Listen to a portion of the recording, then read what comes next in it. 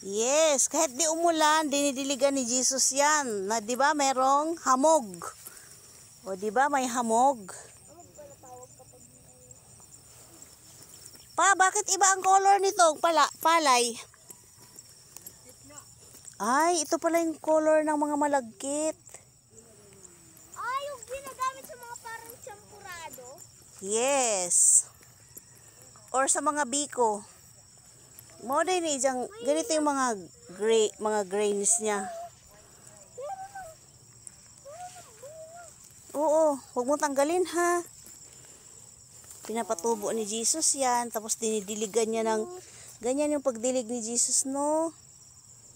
Ganyan ang pagdilig ni Jesus, parang ano lang, mist. Galing. O, diba? Galing talaga.